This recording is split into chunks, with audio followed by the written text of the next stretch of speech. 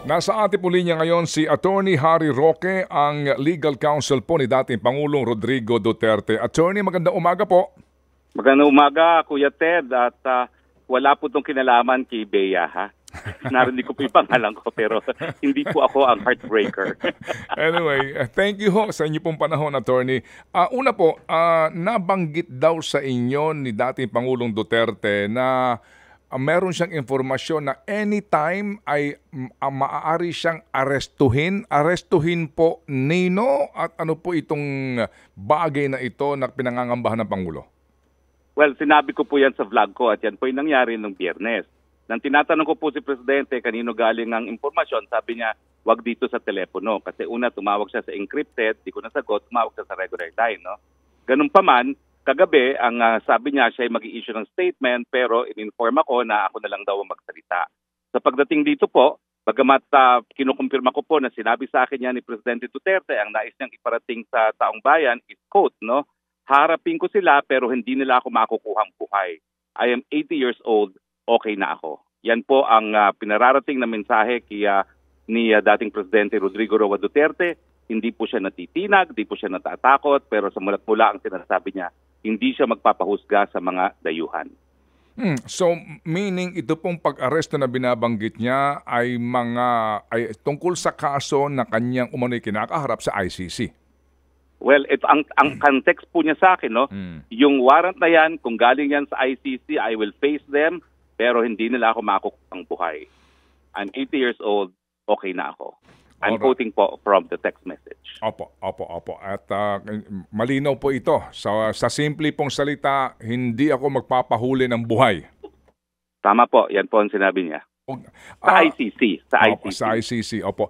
Pero attorney, is it legally possible na walang kaabog-abog, walang kaabi-abiso, darating ang di ho ba ang ICC, wala namang mga pulis ito wala ho namang mga sheriff ito At kung may mga aresto man, government po kung saan nila pupuntahan, no? In this case, the Philippine government.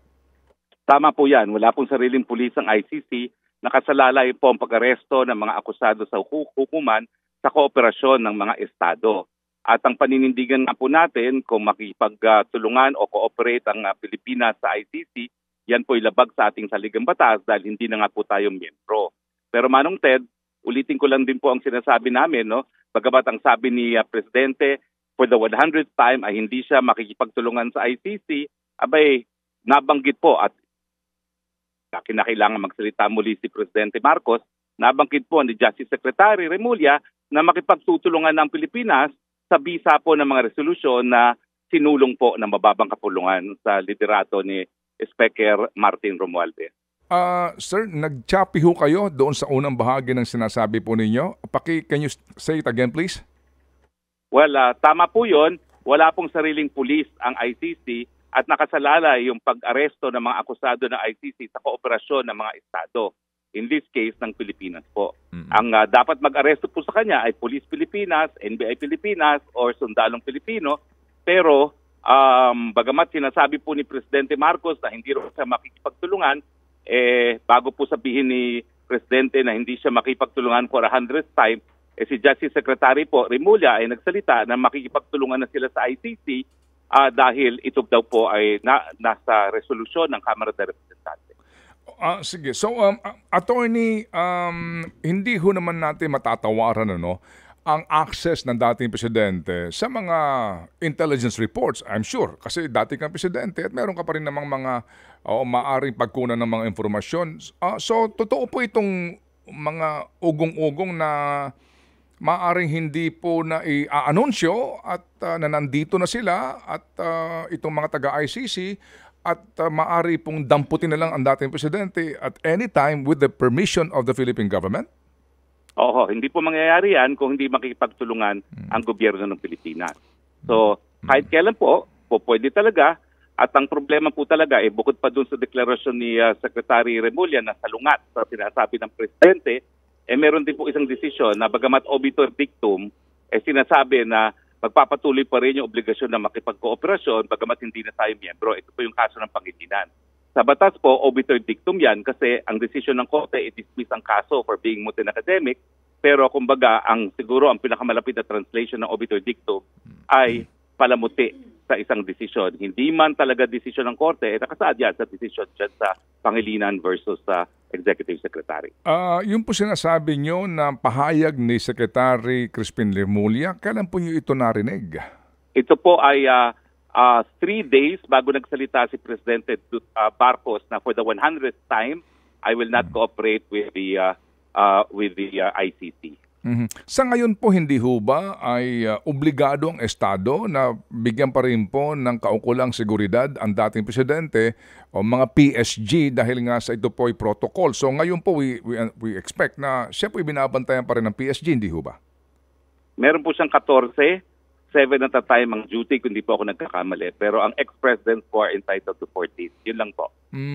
Okay. And then, sige po sir, ito hong mga pangyayaring ito na kami ho mismo na nag-oobserba na naguguluhan din dito ho sa mga bali-balitang ito. Pero kayo ho mismo, attorney, na nakakaugnayan po ang kampo ng dating presidente at mismo ang dating presidente.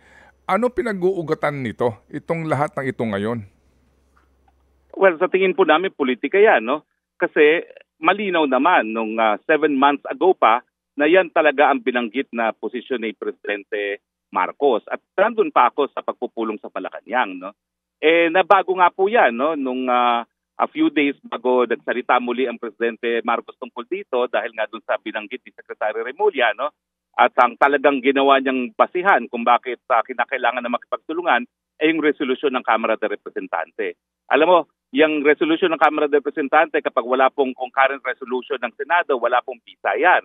Pero at the same time, di naman ma-ignore ng executive branch of government because that is the collegial sense of a House of Congress, no? Kaya yung nangyari sa amin sa SMNI, bagamat wala namang bisa yung resolution nila dahil wala namang concurrent resolution sa Senado, sinunod pa rin ng NTC at ginawang basihan ng NTC para nga po temporarily isuspinde ang prangkisa. At ngayon po indefinitely suspended. Sige po. Attorney, kumusta po naman si VP Sara? Kasi meron din pong mga usap-usapan na kung may kaso ang dating Pangulo, hindi pa't binabanggit po ngayon na idinadamay po dito si VP Sara nung panahon na siya ay Vice Mayor at Mayor po ng Davao. Sa usapin po ng pagdampot, paghuli kay Pangulong Duterte. Ano po ang balita ho naman sa kampo po ng mga Duterte? Maisasama ba si VP Sara? Well, nagsalita naman po si VP Sara, no, at hindi ko na po dadagdagan yan, no, na bago siya maging Vice Presidente, never naman siya nadawit sa Davao Death Squad. Pero nung naging Vice Presidential, dinagdag siya nitong Las Cañas na ito, no, na hindi naman kapanipaniwala talaga. At sa kapareho ng posisyon ni Presidente Duterte, haharapin niya ang lahat ng mga paratang sa kanya, pero sa harap lamang ng Pilipinong hukuman. Dahil sa ngayon, na hindi na tayo miyembro ng ICC, kung haharap sa mga banyaga, yan po'y labag sa ating soberenya at sa ating pagiging malaking bansa. Opo, sige po. So, attorney, kami po'y muli hong makikipag-ugnayan po sa inyo kung may mga ganito pong mga anunsyo ang dating Pangulo dahil sa inyo po ito idinadaan. Ang amin lang pong dalangin, kahinahunan po ng lahat dito sa nakababahalang mga isyong ito.